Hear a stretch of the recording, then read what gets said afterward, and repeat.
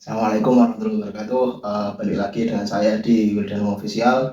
Kali ini saya bersama teman saya, ya, teman seperjuangan saya.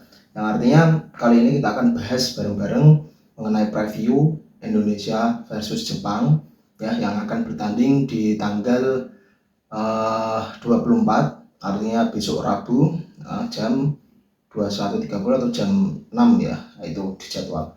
Ya, kita akan mengintip peluang berapa persen Indonesia ya bisa mengimbangi permainan Jepang atau at least kalah tidak terbantai. Tapi sebelum itu saya tidak bosan-bosan ya mengingatkan teman-teman untuk selalu jaga kesehatan ya, selalu jaga mood ya, selalu bahagia dan juga semoga dilancarkan rezekinya, urusannya untuk semuanya ya, semoga. Oke, dan juga jangan lupa ya like, komen dan juga subscribe untuk dukungannya kepada saya dan Wildan Official untuk bisa selalu semangat dan konsisten untuk membuat konten terkait dengan perjalanan timnas Indonesia dan juga nanti konten-konten yang lainnya. Oke, langsung saja kita menuju ke videonya, yaitu pembahasan mengenai Indonesia versus Jepang ya di laga terakhir Asian Cup 2023. Oke, perkenalkan dulu ya, Mas Awi namanya. Channelnya AWTV ya. Di search aja AWTV, itu pasti nanti keluar.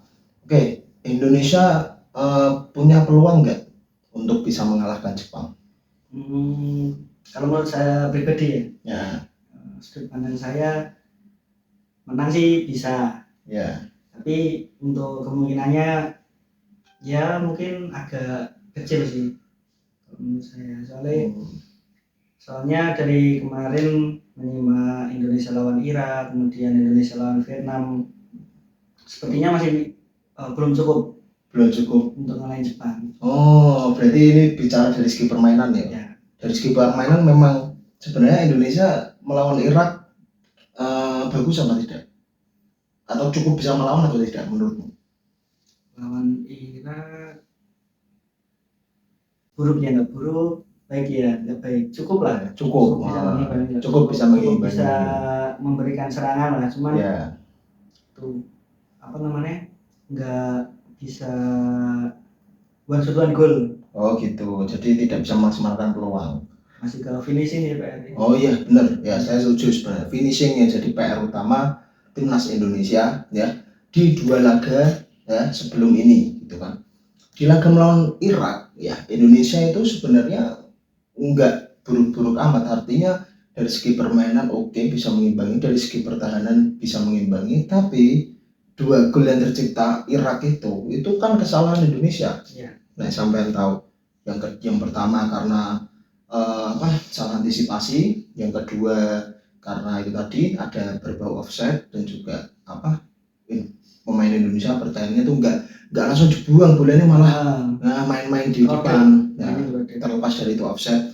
Terus yang ketiga itu justru yang benar-benar tahu kualitas kita, segi body kita bertahan. Itu kan duel Rido sama pemain siapa, Aiman atau siapa itu, yang dia duel one on one di udara, dan ya saya bilang itu kalah duel gitu kan ya kalah body lah bahasanya lah, kalah besar ya, akhirnya finishingnya bagus main Irak. Di laga kedua yang melawan Vietnam, keseluruhan permainannya seperti apa yang bisa diambil sisi positifnya untuk terus dilanjutkan di laga lawan Jepang? Mungkin dari segi taktik cukup bagus ya kalau dari saya. Terus kemudian masih lagi PR yang sangat besar itu di finishing. Kemarin itu banyak shoot tapi nggak bisa on target. Oh gitu. Harusnya peluang itu bisa ya minimal nangkap tiang lah, tapi itu malah lebar banget. Oh gitu. Jadi malah jadi shot off target ya. Ya, benar. Memang melawan Vietnam yang harus dibawa adalah seri segi taktikal. Artinya Sintayong memang harus bermain seperti melawan Jepang ya, melawan Vietnam. Artinya jangan kita bermain seperti melawan Irak. Itu melawan Jepang kita akan lebih banyak peluang untuk kebobolan lebih banyak. Karena Irak itu pemainnya juga finishingnya bagus, pada saat itu juga banyak peluang kan.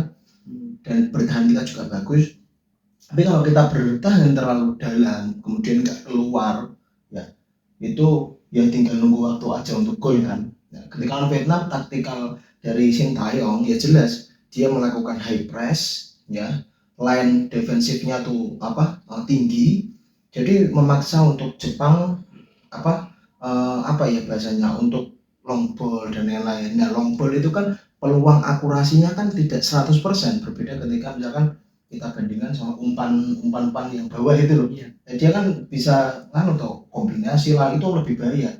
Ya, ketika pemain Indonesia itu high press, pemain Jepang akan kesulitan. Ya sebenarnya Mas Awi tahu itu kan lawan Vietnam, pas Vietnam lawan Jepang itu kan juga Vietnam melakukan hal serupa, menyulitkan Jepang kan, terlepas dari dia bisa mencetak 2 gol ya.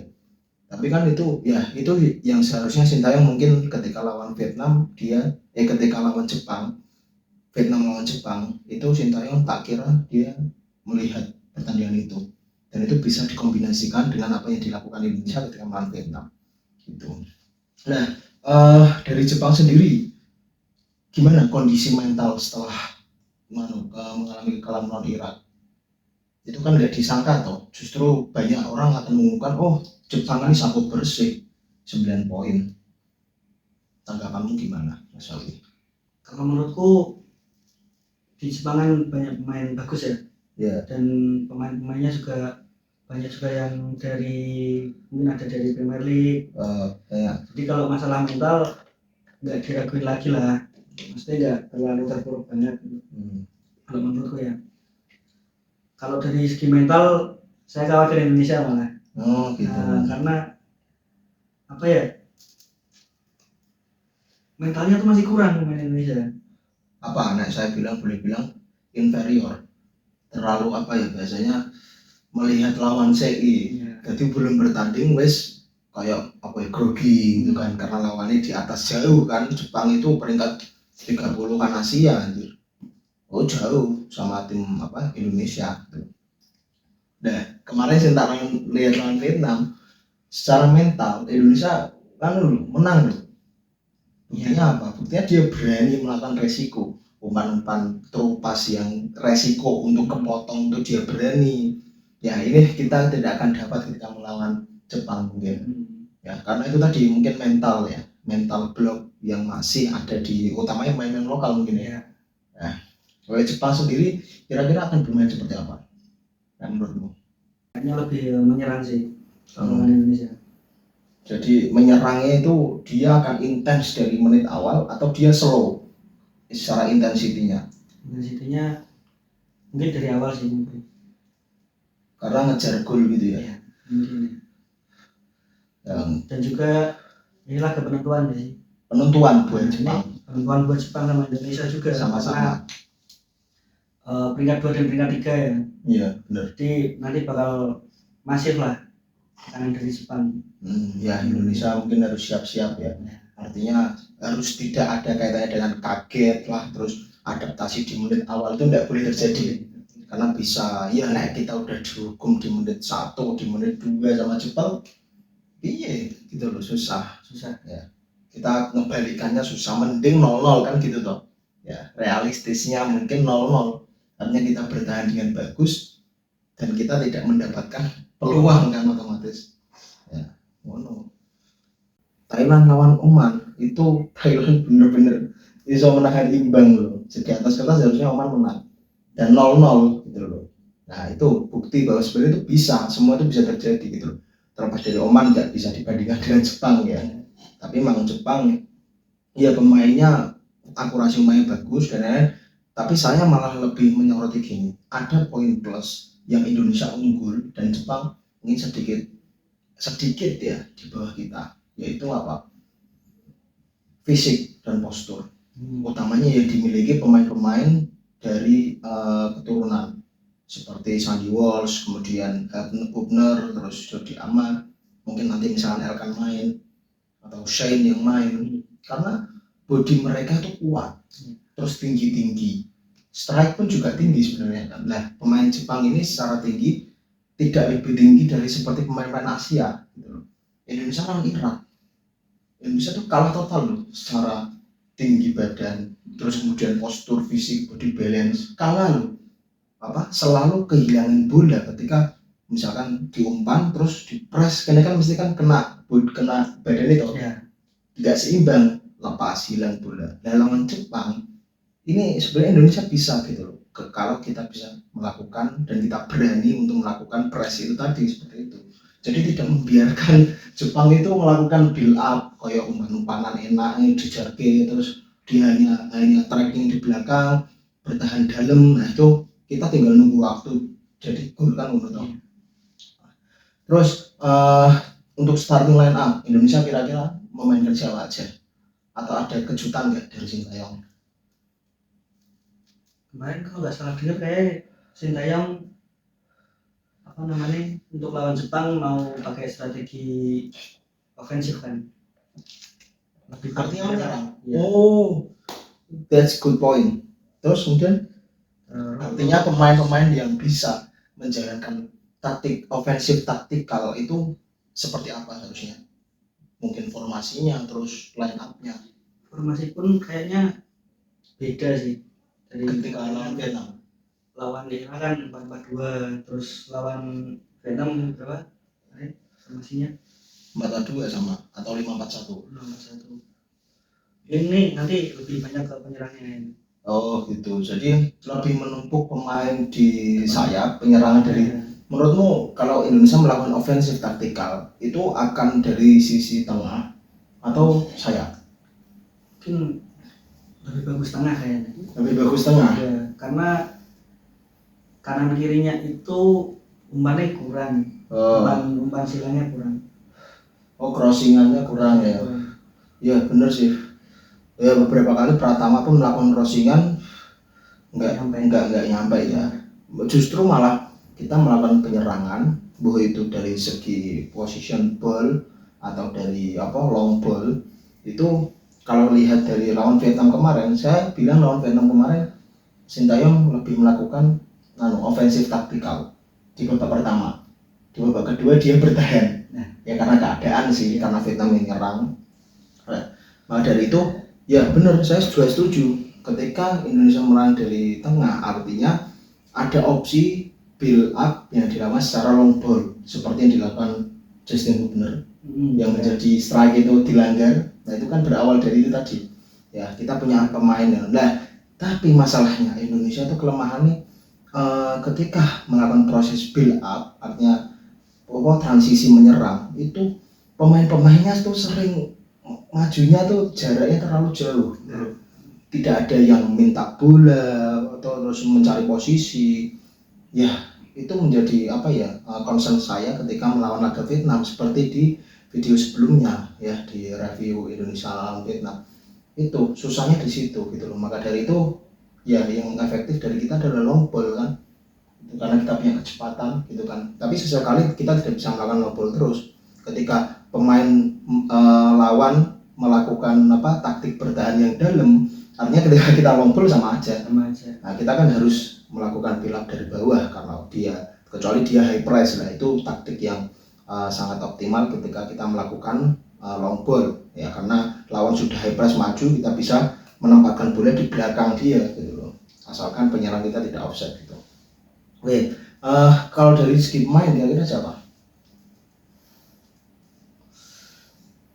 Kiper Hernando Ari masih worth it, masih worth it ya. Oke, terlepas dari mungkin posturnya nggak terlalu tinggi ya, tapi refleksnya oke.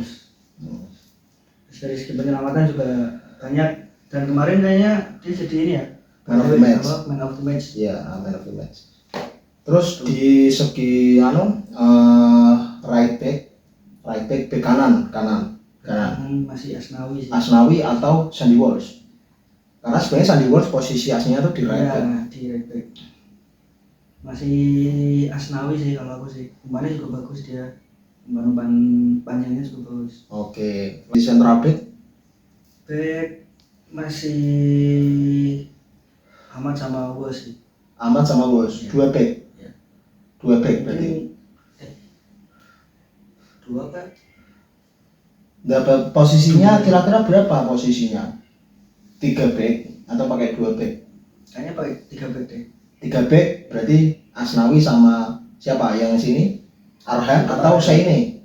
atau Shane Patinama. Shane Patinama kan ini kan katanya itu ada peluang kemungkinan besar jadi starting line up. Tapi ya kita tidak tahu. Aaron tampil bagus masalahnya Iya. di 2 pertandingan ya. tampil bagus. Lumayan bagus ya, cukup lah untuk selevel Arhan. Kira-kira masih Arhan akan dipertahankan atau Shane? Mungkin boleh dicoba Shane, berarti Arhan dicadangkan. cadangan dulu. Oke, Kayaknya gitu kayaknya. Oke, poin. Perkiraan. Ya karena lawannya juga Jepang ya mungkin ya, pertimbangan Sintayong juga mungkin sudah lihat dari segi latihan juga ya, sudah tahu lah. Terus kemudian 3 back tadi Hubner ya, Hubner, Jordi Amat sama Walsh. Kemudian 3 berapa berarti? 3 terus 2 wing back berarti ya dia ya. Wing backnya Asnawi sama Shane. Terus tengah Ivar Yener jelas. Ivar Yener jelas tengah. Terus kemudian ya Marcelino tetap sih. Marcelino di tengah gitu ya. Berarti dia tidak di sayap ya. Kemarin bagus gak sih dia? Menurut saya bagus. Cuma dia kekurangan. Dia kan sebenarnya rolling dia itu rolling. Cuman dia lebih sering ke atas gitu loh. Nggak mundur karena dia nggak bingung posisinya mungkin ya karena dia terlalu maju. Sedangkan Ivar kesulitan untuk mencari tandem mengumpan progresi ke depannya itu nggak ada penghubungnya. Nah justru ini seharusnya Marcelino yang menjadi penghubung itu ya. Marcelino di tengah sama Ivar. Jadi 3-4-3 atau 3-4-2-1. 3-4-3 yang sayap siapa lah tadi? Kalau sayap yang yang right wing itu yang bagian itu kan Yakob biasanya. Iya. Yakob sih tetap sih. Itu tetap di situ Yakob. Berarti di belakang Asnawi dia. Seperti yang di laga Vietnam kan seperti itu. Di depan Asnawi. Nah, terus kemudian yang di left wing aku kurang paham sih kalau ini antara Egy, Witan terus atau Strike tuh biasanya dia bisa mulai dari kiri, bisa mulai dari sisi kiri, bisa jadi central forward ya. Kemarin melawan Strike tetap di paling ujung sih ini. Strike tetap di central ya, di central forward ya. Jadi satu sisi antara Egy, Witan atau siapa? Marcelino Ferdinand itu bagus di tengah apa di samping? Nah itu dua-duanya bagus sebenarnya. Marcelino itu bagus, maksimal semuanya menurut saya. Cuman ya dia nyetak gol pas lawan Irak kan. Nah itu kan juga dia posisinya di sayap kan. Tapi ketika lawan Vietnam dia sebenarnya tidak beroperasi di sayap juga, karena dia sering ke tengah kan, gitu loh. Justru yang Indonesia tuh ya saya sudah bisa baca permainan Indonesia. Dia justru yang sayapnya karena dia 3 back artinya ada 2 central back yang bisa cover area sayap. Terus Arhan sama Asnawi itu justru dia tinggi ke depan kayak strateginya Man City itu kan dua wing backnya itu kan kayak Guardiol sama Walker itu kan tinggi toh. Nah justru yang sayapnya itu ke tengah dia compact. Nah, itu di lapangan seperti itu, walaupun di atas kertas sebenarnya nggak gitu. Nah, ya kemungkinan mungkin antara Egy atau Witan gitu ya. Atau mungkin tengahnya tadi Marcelino tetap di sayap, tengahnya jadi siapa? Ivar Yener sama. Nah, ini kejutan saya ya. Kalau saya ya, Arhan tetap di posisinya, Shane bisa dicoba di tengah. Nah, beberapa kali Shane itu pernah di Viking FK ya, di klubnya, di mantan klubnya itu pernah ya diposisikan sebagai gelandang dan bisa. Wolves pun juga bisa sebenarnya. Nah ini mungkin tanpa mengurangi rasa hormat dengan pemain lokal yang lain, saya kira Shane lebih bagus lah untuk menjadi starter. Arhan karena dia masih tampil bagus, harusnya dia tetap jadi starter gitu ya. Jadi itu mungkin prediksi kita untuk starting line up. Oke, terakhir prediksi skor Indonesia Jepang. Kayaknya imbang sih. Imbang berapa? 1-1. 1-1. saya Indonesia menang 1-0. Realistis saja. Realistis dan optimis. Oke, mungkin itu ya review Indonesia versus Jepang. Ya, kita doakan semoga punggawa Garuda Muda bisa mengatasi mental block yang selalu inferior di depan tim-tim di atasnya, dan juga bermain lepas, artinya bahkan kalah pun tidak apa-apa, tapi berangkat ke lapangan harus punya mental menang, punya mental imbang, dan harus fight. Ya, fighting spirit sangat dibutuhkan melawan tim-tim seperti Jepang ini. Oke, mungkin itu saja ya review dari kita untuk pertandingan Indonesia melawan Jepang. Pantengin terus, saksikan terus, dan dukung terus, doakan Indonesia bisa melaju ke babak selanjutnya di 16 besar ASEAN Cup, dan kita tunggu ya sejauh mana Indonesia bisa melaju, dan juga ya menurut saya Sintayong memang harus bisa memaksimalkan peluang untuk bisa lolos. Kita teringat Korea pernah memulangkan Jerman ketika Piala Dunia 2018, dan saat itu pelatihnya Sintayong di laga terakhir juga, walaupun Korea juga nggak lolos. Artinya bisa aja deja vu terjadi ya, Indonesia memulangkan Jepang, walaupun sebenarnya Jepang juga bisa lolos kan dari peringkat 3 terbaik, tapi harapan kita menang imbang itu yang jadi concern kita. Kalau kalah pun tidak kebantai, itu sudah syukur, alhamdulillah ya. Oke, mungkin itu saja review dari kita ya. Semoga preview dari kita, semoga kalian sehat-sehat selalu dan juga bisa mempunyai analisis tersendiri dari pertandingan nanti ya. Saya mohon maaf jika ada kesalahan ya dengan Mas Awi, dan kalau kalian suka tombol like, dan jangan lupa dukung terus saya dan subscribe untuk selalu bisa membuat saya semangat dan konsisten membuat konten. Oke, mungkin itu saja dari kami pamit undur diri. Ciao.